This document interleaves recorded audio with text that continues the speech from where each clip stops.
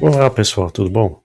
Vamos dar continuação aqui ao nosso curso de Física Computacional.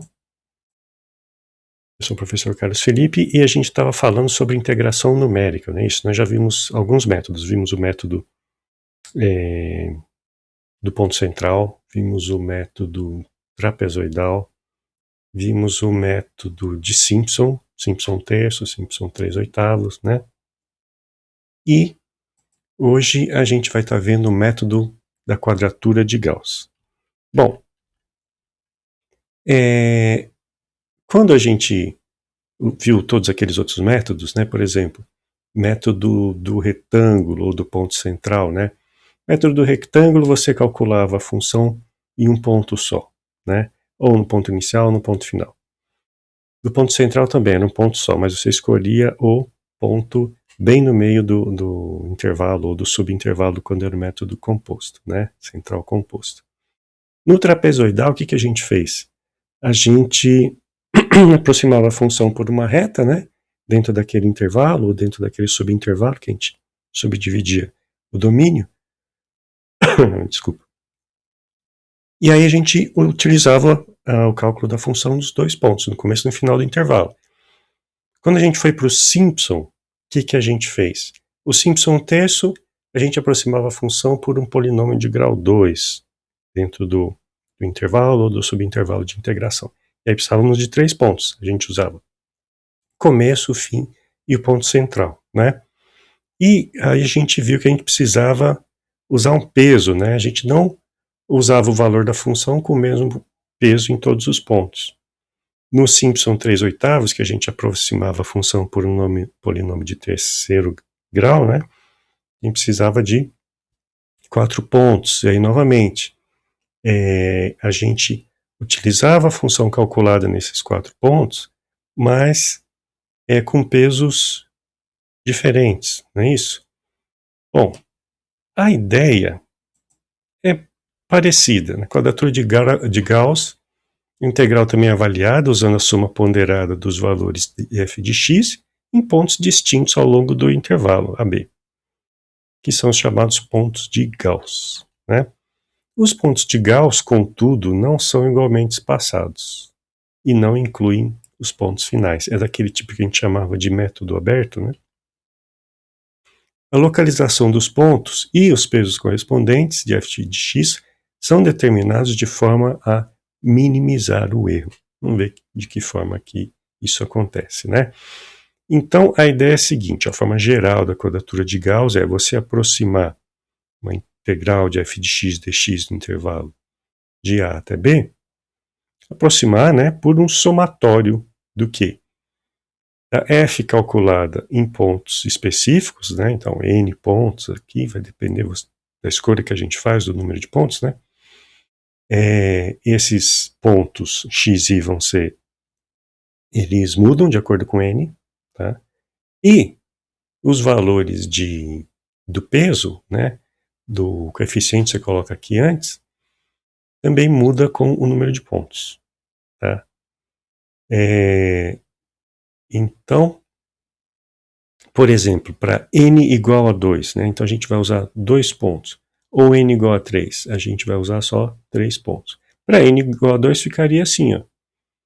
Um coeficiente C1 multiplicando o valor da f calculado no ponto x1 e o coeficiente C2 calculado no ponto, multiplicando a f calculada no ponto x2, né? Para 3 pontos, teria mais isso daqui, né? Mas atenção que de 2 para 3, muda o ponto x1 e o ponto x2, tá? Não vai ser o mesmo que você teria aqui no ponto para 3 pontos. Vão ser outros valores. E os pesos também mudam, né? Então, vamos ver aqui, ó. No domínio de menos 1 até 1, né? O cálculo da integral de uma f de x nesse domínio, ele seria aproximado, né?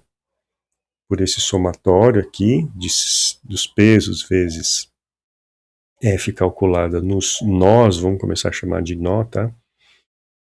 E aí os coeficientes CI e a localização dos pontos de Gauss, os nós, são determinados fazendo com que a equação acima seja exata quando? Quando a f for igual a 1, quando a f for igual a x, quando ela for igual a x2 ou for igual a x3. Para esses 4 casos aqui, ó, essa aproximação ela vai dar o valor exato da integração. Tá? Então, vamos ver aqui, no caso, n igual a 2, como é que ficaria, né? Então, no caso n igual a 2, essa seria a aproximação que seria feita, né? O somatório só vai de 1 até 2. E, então, o que a gente tem que descobrir? 4 coisas, né? O que seria? Quais seriam os valores dos pesos C1 e C2? E quais seriam esses pontos, nós aí, né? Os nós x1 e x2. Bom, primeiro caso, para f de x igual a 1, a integral tem que dar exata, a aproximação tem que dar exata, ou seja, quando eu vou integrar 1 dx, né, de menos 1 a 1, isso aqui dá 2, né, isso dá 2, vai dar a integral de dx, que é x, vai dar 1 menos menos 1, vai dar 2, pronto. Agora, se a f é igual a 1, né, então 1 calculado em qualquer ponto vai dar 1, né, então aqui seria 1 e aqui seria 1 também. Né, então o que eu vou ficar com o somatório de C1 mais C2. O segundo caso, né, que seria quando f de x igual a x. Bom, se a f a ser integrada é simplesmente x, né, então a integral de x dx vai dar x ao quadrado, então eu vou ter 1 ao quadrado menos 1 ao quadrado dá 0. Né? E aí eu vou ter C1 vezes x1 mais C2 vezes x2. Por enquanto eu não consegui descobrir, né? Bom, aplicando aqui, né, integral de x2 de menos 1 a 1 vai dar 2 terços. De x ao cubo, de menos 1 a 1 vai dar 0, né? Então, para x2, o que muda, né? Vai mudando que aqui, né, C vai estar sempre multiplicando o quê? A f calculada no ponto C1 no ponto x1 e o C2 multiplicar f calculado no ponto x2, né? Como é que a f é x ao quadrado? Então fica assim, x ao cubo, vai aparecer x ao cubo aqui e aqui também, né? Até aí tudo bem, mas puxa, eu tenho aí 4 equações, né, mas elas não são lineares. São 4 equações para descobrir 4 coisas, C1, C2, x1, x2. Mas essas equações não são lineares, então elas têm várias soluções possíveis, né? Então, o que a gente vai usar mais algumas condições aqui, ó.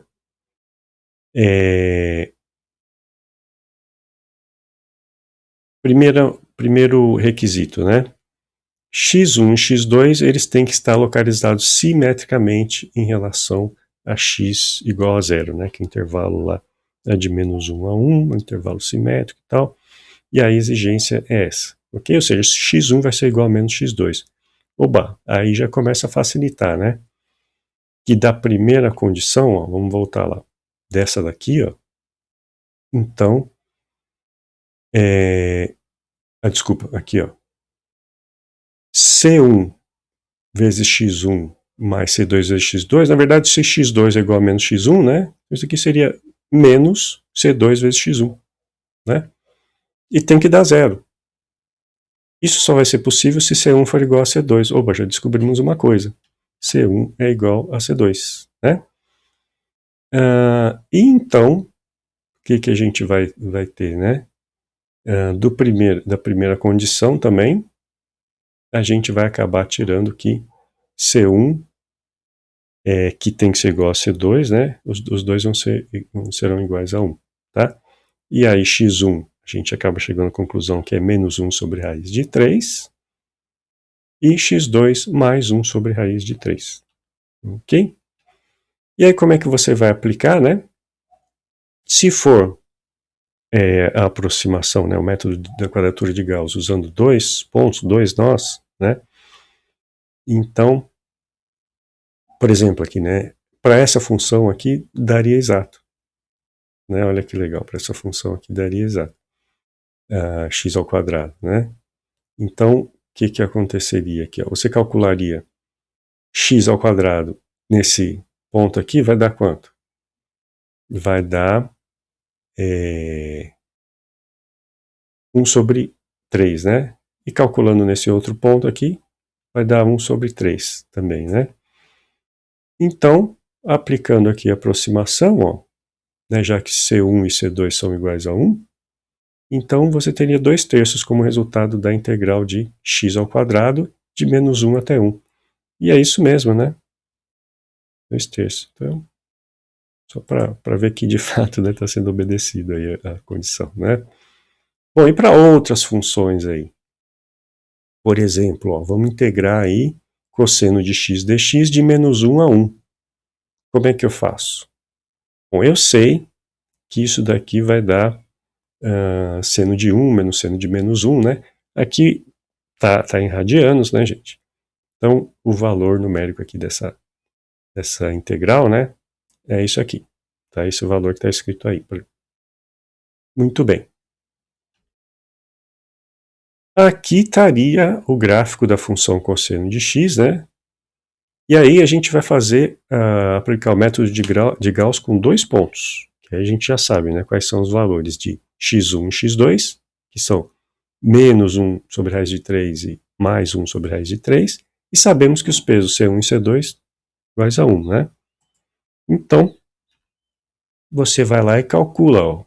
A f é cosseno de x, então eu vou calcular cosseno de x nesse ponto. Vai ser 1 vezes cosseno de x calculado em x1 mais 1 vezes cosseno de x calculado em x2. E olha só como que dá muito parecido o valor, né? Muito parecido mesmo. A gente está cometendo um erro aí da ordem de 4%.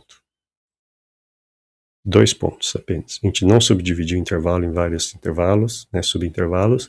Usamos 2 pontos apenas. Olha que interessante esse método de Gauss, hein, gente? Essa quadratura de Gauss. Muito interessante. Bom, e aí para 3 pontos, né? Quais serão as exigências, né? Porque aí a gente vai ter C1, C2 e C3 e X1, X2 e X3, né?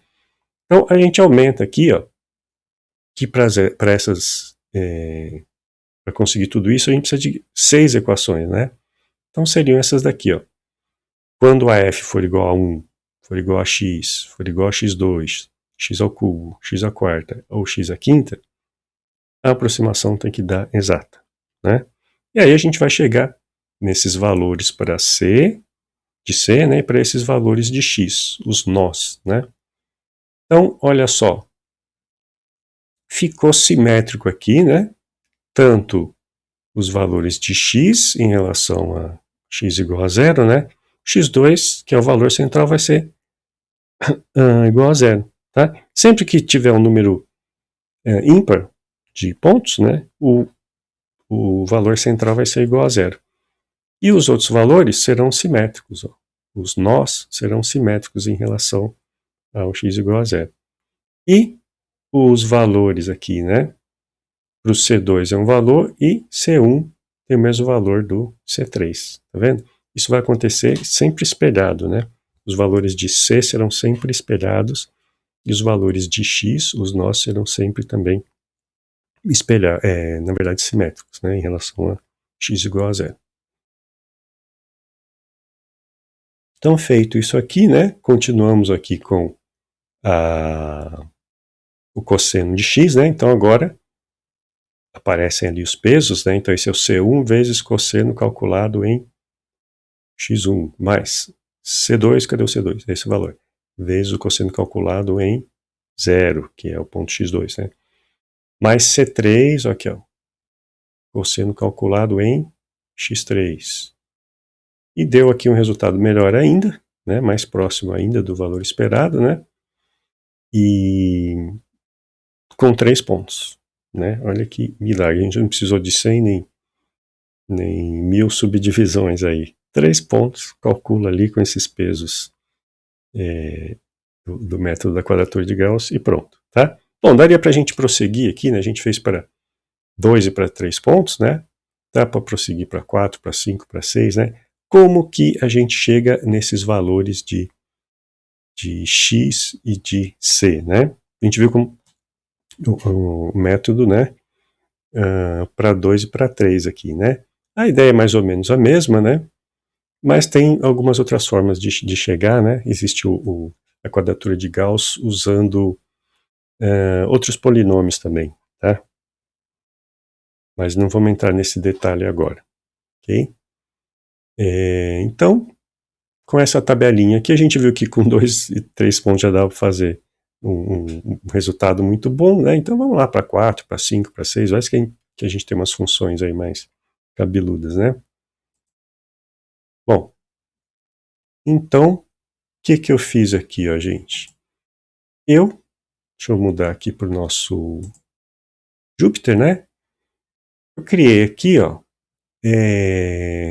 uma função chamada intGauss, do Python, aqui no meu notebook Jupyter, né? Que implementa o método da quadratura de Gauss de 2 a 6 pontos, né? Que é justamente usando os valores nessa tabelinha aí, ó. O que eu fiz? Como é que é essa minha função? Como é que eu defini essa minha função, né? Que é o def intGauss. Entrada, o que eu preciso? Eu preciso da f, né, que vai ser integrada. Preciso do começo e do final do intervalo, né? E do n. Mas como assim começo e final do intervalo? Puxa, é verdade, do jeito que a gente aprendeu lá, por enquanto, é só de -1 a 1 que é possível integrar. A gente não vai ter sempre integral de -1 até 1, né? Vamos voltar aqui, gente. Olha só. Como que a gente vai fazer integração, né? Nem todo intervalo vai ser de -1 até 1, né? Muito dificilmente. Então, em geral, vamos colocar assim, de A até B, né? A gente vai ter essa integração aqui a fazer. E aí o que a gente faz é uma mudança de variável. A gente muda uma variável x para t, né? De forma que o nosso intervalo agora fique simétrico e de -1 até 1, né? E aí é só fazer uma troca de variáveis desse jeito aqui, né? Então, olha só. Quando t for igual a -1, né? Eu vou ter que x é igual a a, né? Quando t for igual a -1, aqui eu vou ter menos b, deixa eu ver, vai ficar menos b mais a, né? Então vai ficar 2a mais 2b, dividido por meio, desculpa, menos b mais a, né? Então vai ficar b menos b dá a, b menos b dá zero, e o mais a vai dar 2a dividido por 2 dá a, né? E quando t for igual a mais 1, quem vai sumir vai ser o a, né? Vou ficar com menos a mais a vai dar zero, e vou ter 2b aqui, né? Então, de fato, consigo essa mudança consigo obter lá o intervalo, né? Do jeito que eu quero. E se x é igual a isso, então dx, né? Aqui tem que ser convertido para essa expressão aqui, meio da diferença b menos a, meio da largura do intervalo vezes dt. Muito bem. Então não é difícil não, né, de aplicar. Essa integral vai virar essa integral aqui, né? X, a gente viu que converte dessa forma aqui. E o dt fica assim. O dx fica assim, né? Muito bem. Então, por exemplo, ó, se a gente for fazer essa integral aqui de exponencial de menos x² dx, de 0 até 3. Então tá ok. Primeiro passo, a gente tem que fazer a conversão aqui, né? Então, quem que é B, quem que é A? B é 3, A é 0. Pronto, então substitui aqui. Então quer dizer que x vai ser igual a 3 meios de t mais 1, né? Então, quando for aqui, ó, essa era a nossa f de x, né? Ela vai virar f disso daqui, né? Então vai ficar lá, ó, exponencial de menos x ao quadrado, não, de menos 3 meios de t mais 1 ao quadrado, né? F de t. E o intervalo ficou -1 até 1, né? Só que faltou uma coisa aqui ainda, né? Que é converter, ó, o dx fazendo a conversão, né? B3 e a igual a 0 vai ficar 3 meios de dt. Né? Então tá aqui, ó, 3 meios de dt. E essa aqui vai ser a expressão a ser integrada, né? Essa aqui, então, é a nossa f. 3 meios da exponencial de menos 3 meios de t mais 1 elevado ao quadrado. Né? Então, fazendo com 4 pontos, né? Então, eu consulto lá aquela tabelinha e vejo, para 4 pontos, esses são Cs e os respectivos valores de X, né? Então, volta lá. Os Cs multiplicando os valores de... A nossa f de t, né, vai ser... Então, lá, f vai ser calculado em cada um daqueles pontos da tabelinha, multiplicado pelos pesos. Só que a nossa f é essa aqui, né? Então, pronto, ó. Então, você vai ter que ir lá substituir a expressão, na expressão da f, né, os valores de x, ok? Deu esse valor aqui, né? Não vamos fazer as continhas, é claro. Vocês façam aí na calculadora direitinho, né? O erro é pequeno, é da ordem de 1%, usando 4 pontos. Ok? Então a gente viu aí como que dá para fazer, para integrar qualquer função que seja contínua aí, né? Usando o método da quadratura de Gauss. Ok? Então vamos voltar aqui. Para o nosso notebook Python aqui, né? Notebook Jupyter. Então, conforme eu estava dizendo, né, eu preciso, na minha função, ela vai precisar da f, a e b, né, seriam x-min e x-max, e n, o número de pontos que você quer usar no seu método de Gauss. E aí eu fiz aqui, né, se n for igual a 2, os valores de c vão ser 1 e 1, né, c1 é 1, c2 é 1, e aqui em vez de colocar x, né, igual está na tabelinha, eu coloquei z, né, eu poderia ter colocado t, como está lá no exemplo, né, do livro.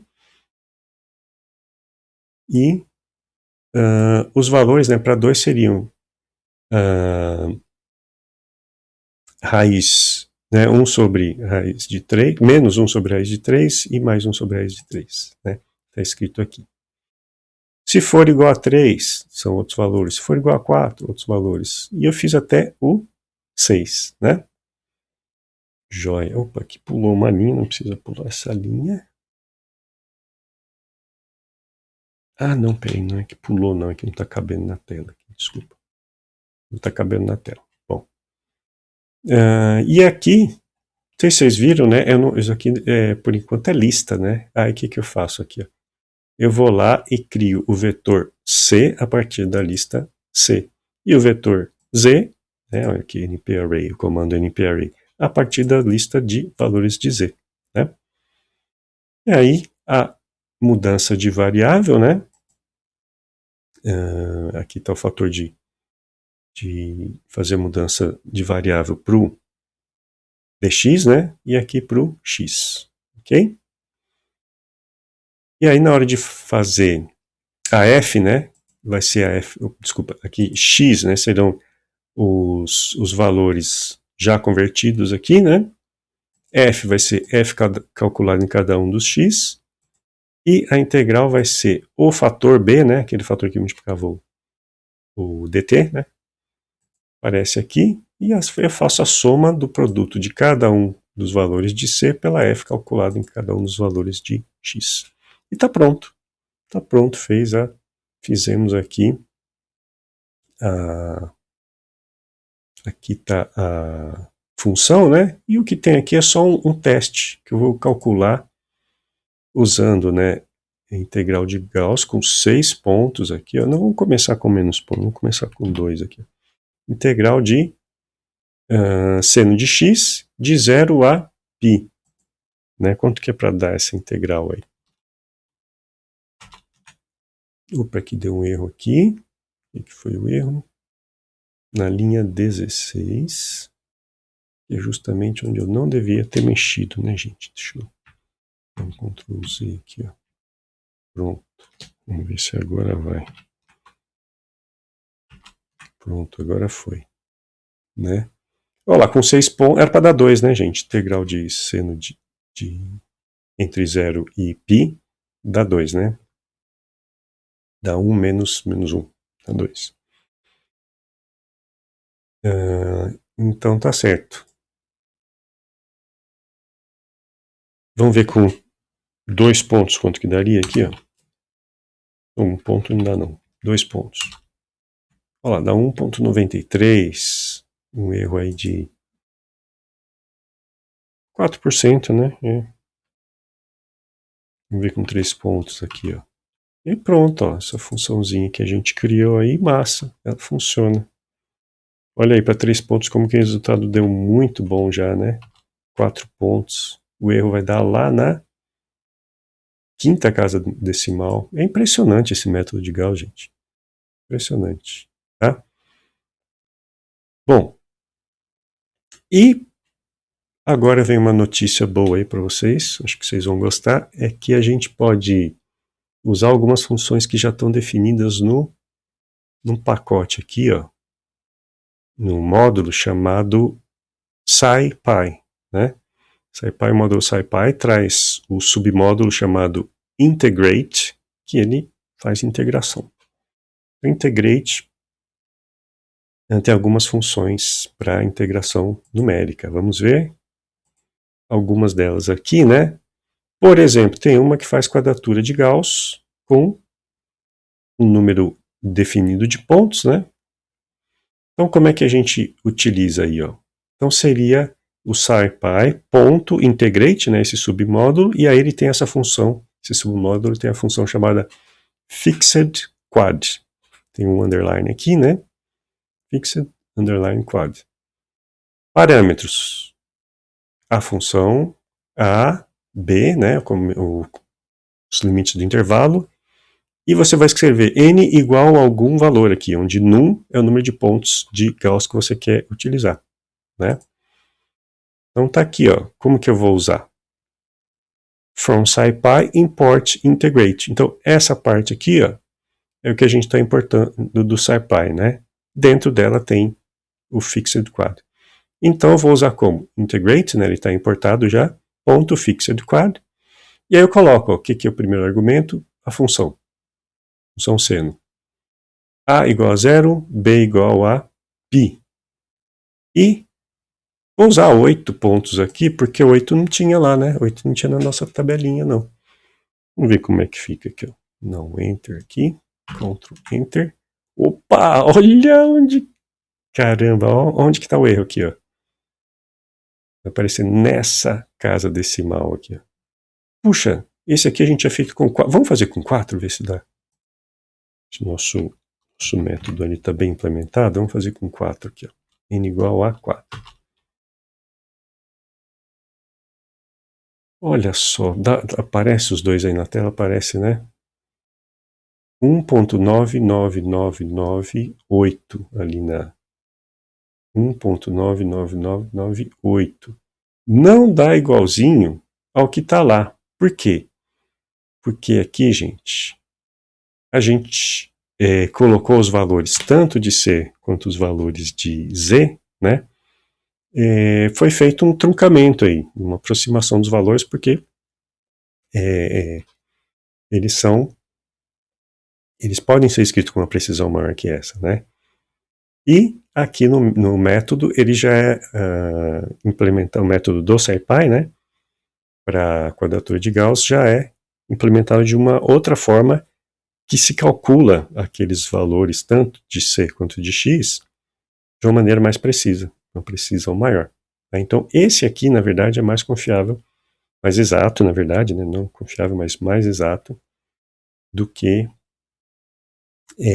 aquele que a gente implementou. Mas esse aqui tá bom demais, né, gente? Como a gente viu. Ok? E tem aqui, ó, mais um método aqui, que está dentro do Integrate também, né? Que é o quad, que você só fornece a função e o começo e o final do intervalo de integração, os extremos do intervalo de integração, né?